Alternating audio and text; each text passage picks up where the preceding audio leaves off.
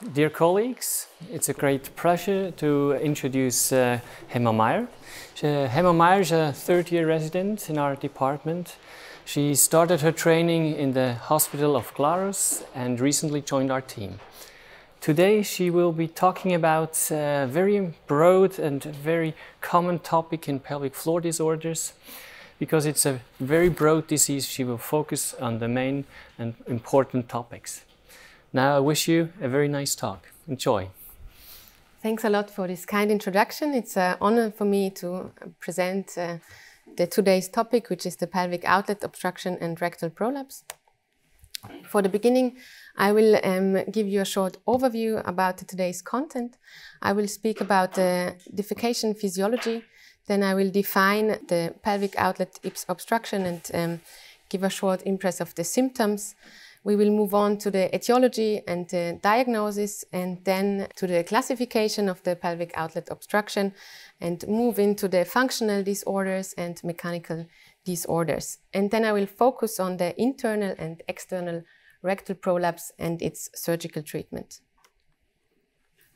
So let's start with the defecation physiology. As we all remember from university, how it works, stool moves into the rectum and sensory fibers sense the stretch of the rectum.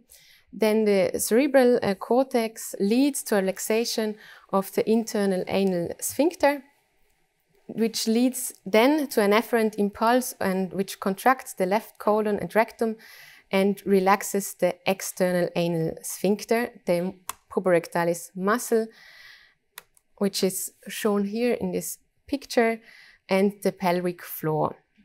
This leads to a widening of the anorectal angle and produces an unobstructed anal channel.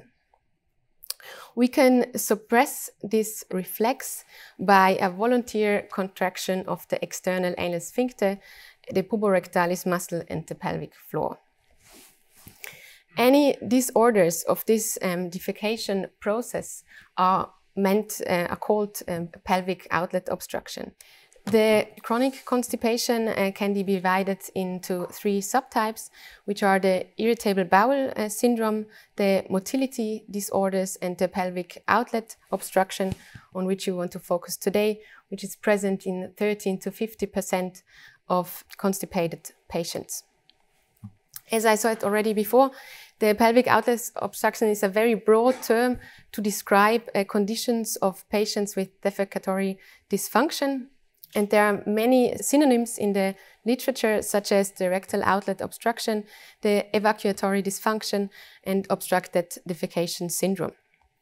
It affects about 15% of the adult population, and it may not be associated with the constipation, because many patients describe a normal consistency and a normal number of bowel movements daily. And the urge of defecation is also still preserved, but the defecation process itself is difficult, which leads us to the typical symptoms of the pelvic outlet obstruction, which are the feeling of an incomplete evacuation with prolonged straining during the defecation process.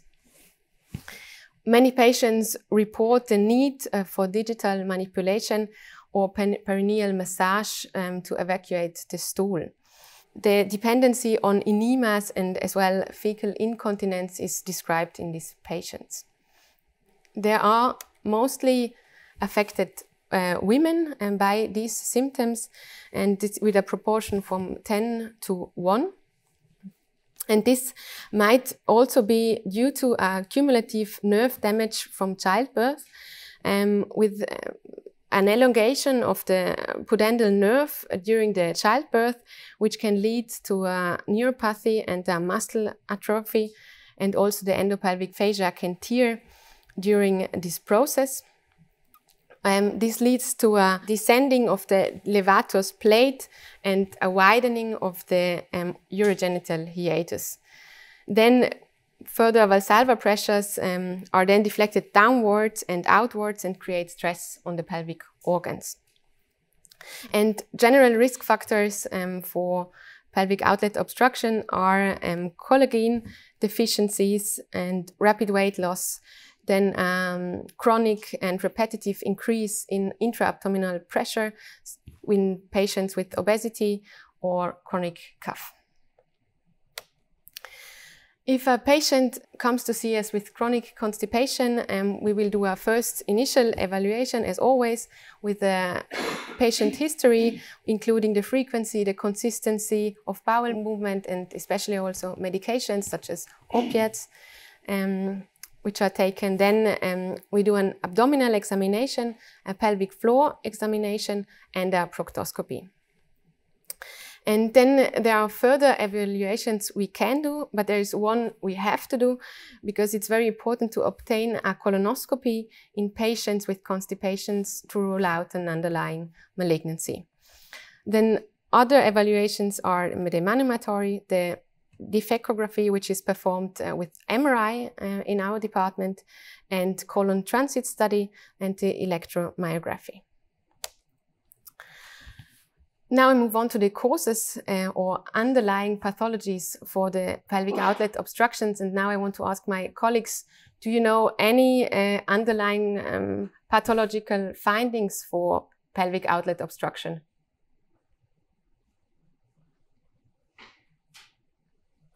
Anterior or internal or external rectal prolapse?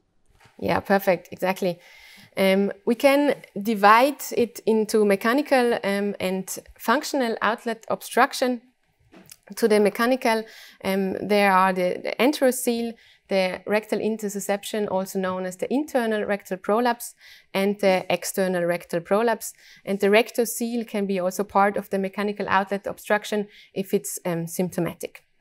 The functional outlet obstruction is the most common is the pelvic disc synergy, or more important, let's say, and a neuropathy from, for example, spinal cord lesions or multiple sclerosis.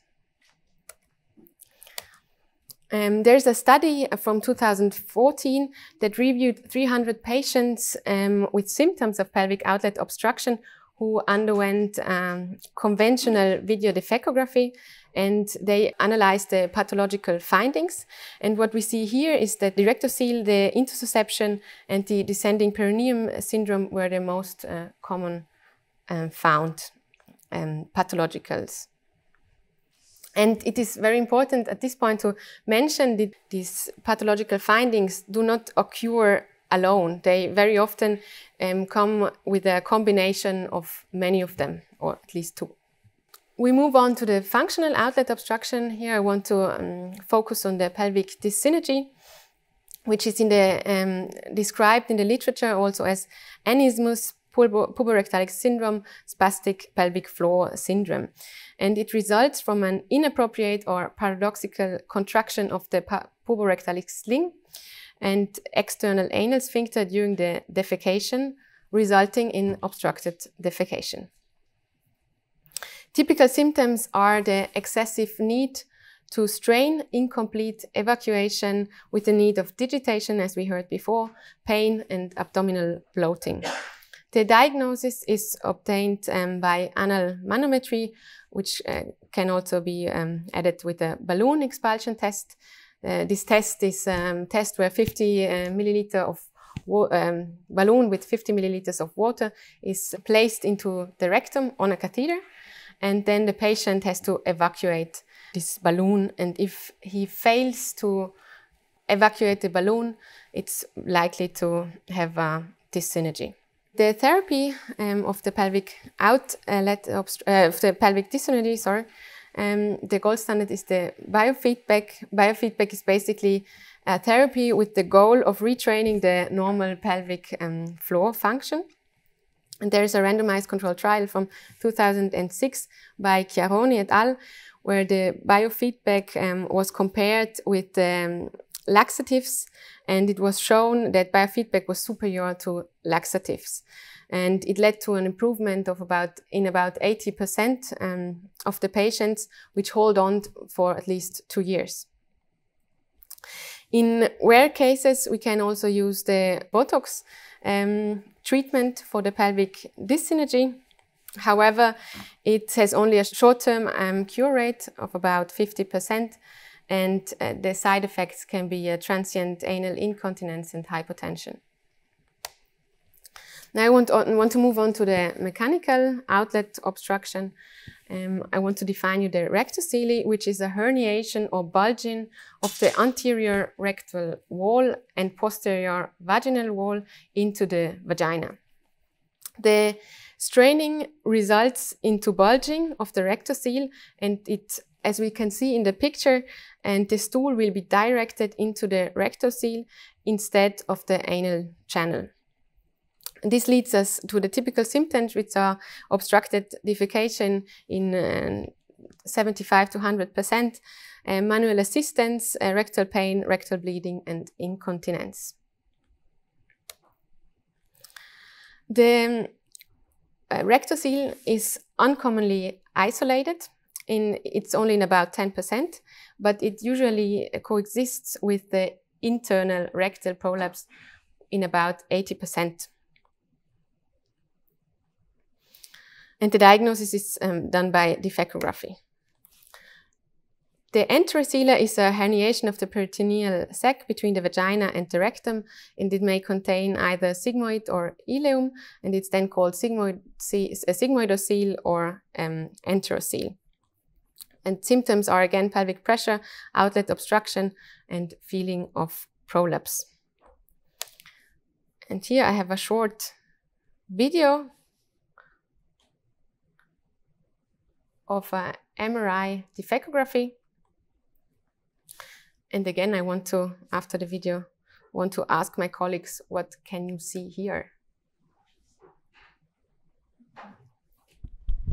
It looks like what you just described, an enterocele. Exactly. And there's also something else we can see. This is the intussusception, also called the internal rectal prolapse, which is the next topic I want to talk about. The internal rectal prolapse is an invagination of the rectum into itself. And it goes together with evacuatory difficulties, feeling of incomplete emptying, pelvic pain. And here it's very important to mention that fecal incontinence is common in 50 to 60%, which is possibly due to the chronic dilation of the sphincter. There's a classification for the internal and also the external rectal prolapse we see here. The first picture is normal, then the grade 1 is the higher rectal, where the descent is no lower than the proximate limit of the rectocele. Then the grade 2 is the low rectal. It's not onto the anal sphincter yet. The grade 3 is a high anal, it descends onto the sphincter level. Grade 4 is a descent into the sphincter, and the grade 5 would be the external rectal prolapse, which protrudes from the anus. As we've seen before, the external rectal prolapse is a protrusion of the full thickness of the rectum, and typical symptoms are anal incontinence, constipation, mucus discharge, and hemorrhage. The diagnosis is a clinical diagnosis. The typical findings for rectal prolapse are the circular folding, as we can see here in the picture. Now I want to move on to the treatment of the rectal prolapse. And the aim of the surgical treatment is to eliminate the prolapse and correct the associated functional abnormalities such as incontinence and constipation.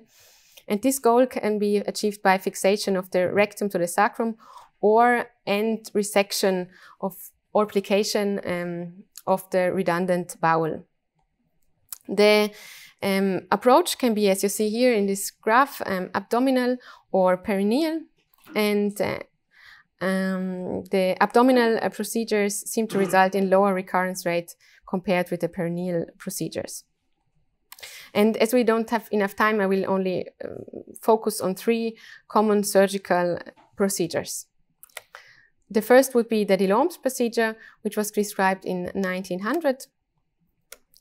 The herniated rectal mucosa is peeled off, the exposed rectal muscular layer is plicated, and anorectal mucosa is sutured.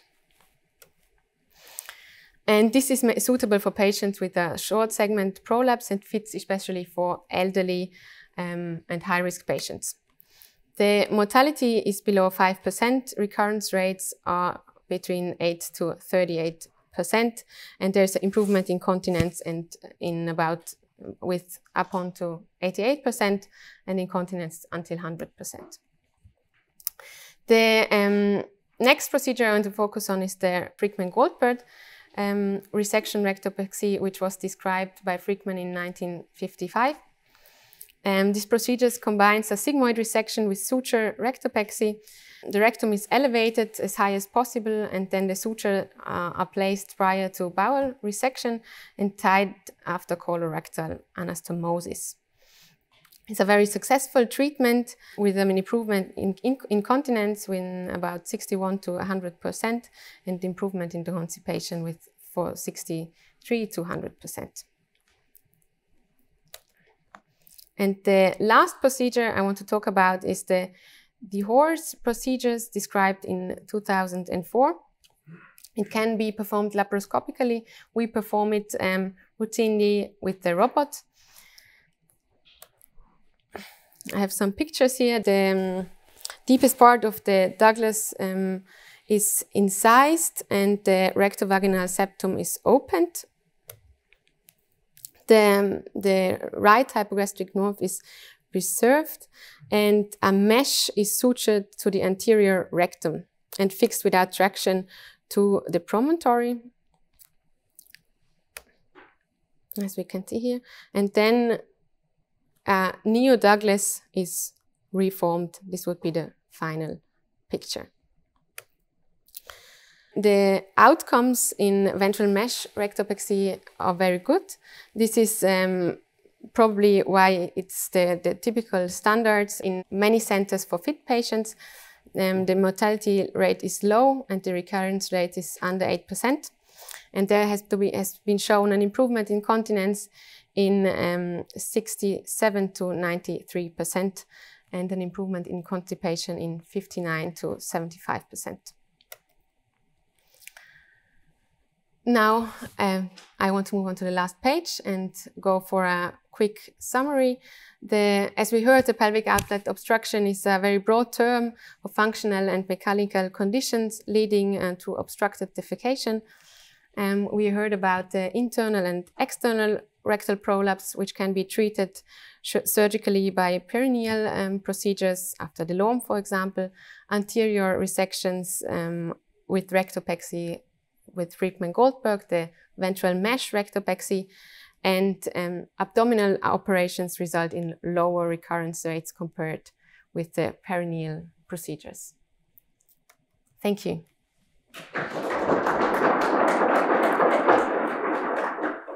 Yes, thank you very much, Emma, for this nice talk. Are there any questions?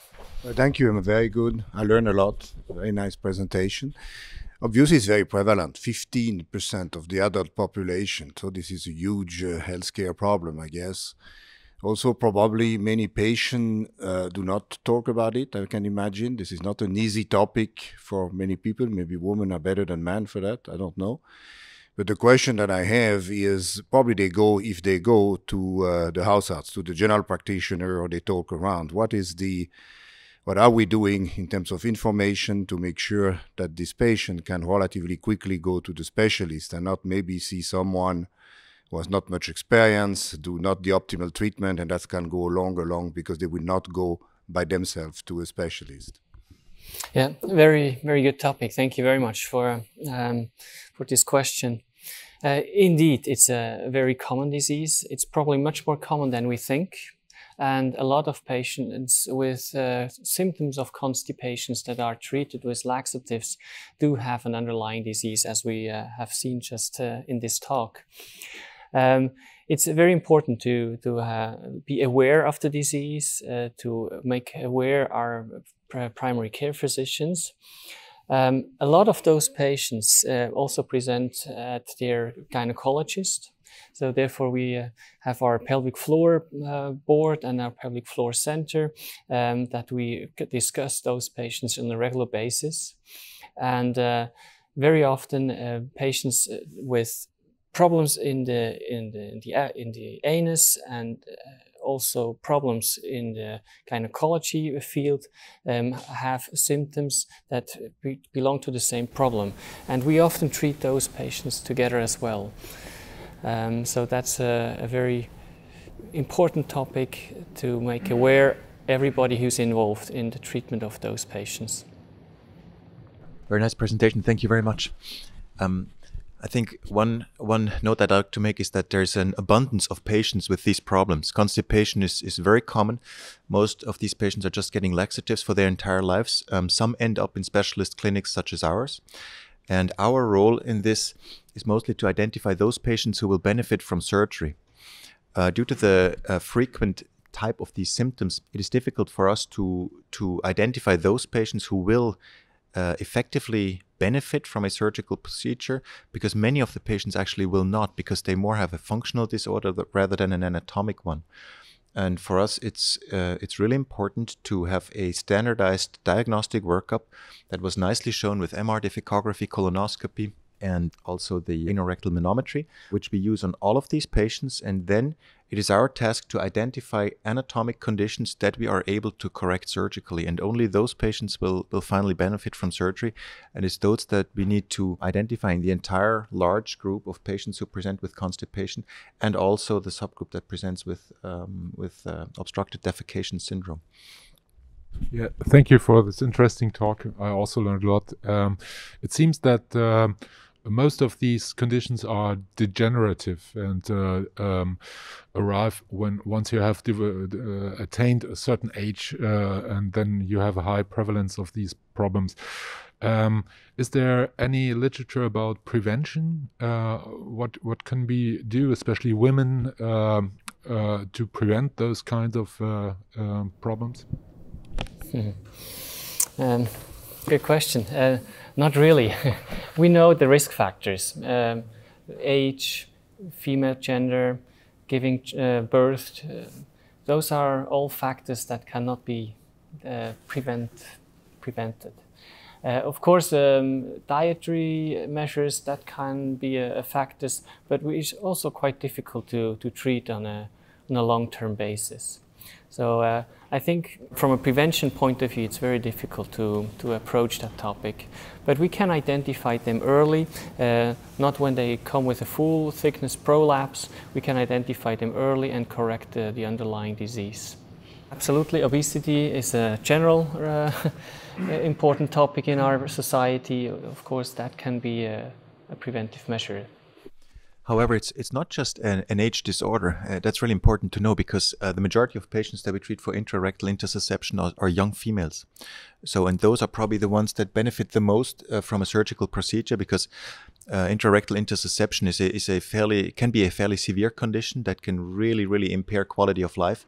And those patients can be treated very well with either Frykman-Goldberg operation or a Delorme operation. So those are mostly young patients. So we don't just wait for old patients to correct these deformities. We also actively look out for them in the young ones.